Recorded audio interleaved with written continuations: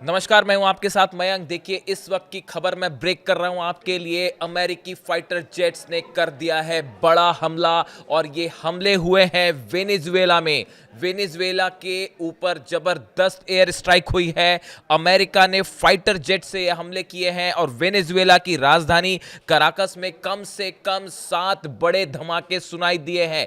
देखिए, बड़ी जंग की शुरुआत हो चुकी है जिसका अंदेशा जताया जा रहा था, वही हुआ। वेनेजुएला पर अमेरिका ने बड़ी एयर स्ट्राइक कर दी है और बताया जा रहा है कि कराकस में जो राजधानी है वेनेजुएला की, वहां पे बेहद कम ऊंचाई पर फाइटर जेट्स की आवाजें सुनाई दे रही है, अपाचे हेलीकॉप्टर्स की आवाजें सुनाई दी और उसके बाद 7 जगहों पर बड़े धमाके हुए हैं। इसे अमेरिका का बड़ा हमला माना जा रहा है वेनेजुएला के ऊपर। जो खबरें आ रही हैं उसके मुताबिक शहर के दक्षिणी इलाके में एक बड़े मिलिट्री बेस के पास ये धमाके हुए हैं, जिसके बाद पूरे इलाके की बिजली काट दी गई है। देखिए, चर्चा इस वक्त ईरान में हिंसा की हो रही थी।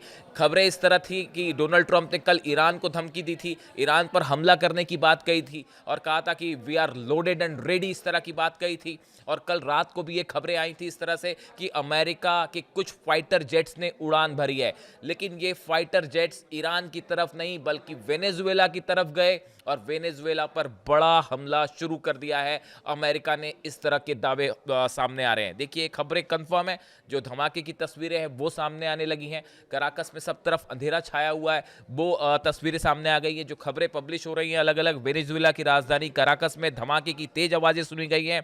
रिपोर्ट के मुताबिक अमेरिका के साथ बढ़ते तनाव के बीच वेनेजुएला की राजधानी कराकस में धमाकों की आवाजें सुनी गई और धुएं के गुबार उठे हैं।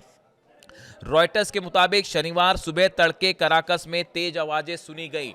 देखिए, अभी तक इस मामले पर अमेरिका ने कोई क्लेम नहीं किया है, कोई अमेरिका इस मामले में पे कोई बयान नहीं आया है, लेकिन इसे अमेरिका की तरफ से बड़ा हमला माना जा रहा है वेनेजुएला पे। एसोसिएटेड प्रेस न्यूज एजेंसी ने बताया कि कराकस में कम से कम 7 धमाके हुए हैं और कम ऊंचाई पर उड़ते हुए विमानों की आवाजें सुनाई दी हैं। शहर के दक्षिण इलाके में एक बड़े मिलिट्री बेस के पास धमाके हुए हैं, जिससे बिजली कट गई है, चारों तरफ अंधेरा छाया हुआ है। देखिए, ये बड़ी स्ट्राइक मानी जा रही है वेनेजुएला के ऊपर।